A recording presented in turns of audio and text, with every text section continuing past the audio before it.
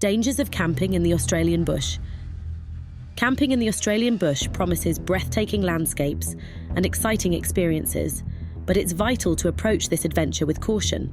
The wilderness is home to diverse wildlife, some of which pose serious risks if not treated with care.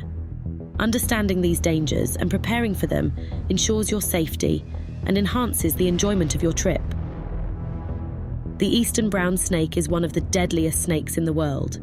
Fast, highly venomous, and widespread across Australia, it's often found in grassy or rocky areas. If you encounter one, stay calm, back away slowly, and never provoke it.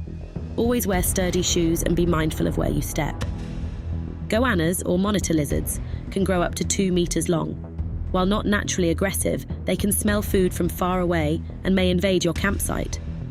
Their sharp claws and strong tails can cause injury if they feel threatened, so secure food properly and observe them from a distance. Bullants are aggressive and deliver painful, sometimes dangerous bites. These ants often nest in the ground, so check your campsite thoroughly before settling in. Avoid sleeping near visible mounds to reduce the risk of bites at night. Freshwater crocodiles, or freshies, inhabit rivers and billabongs.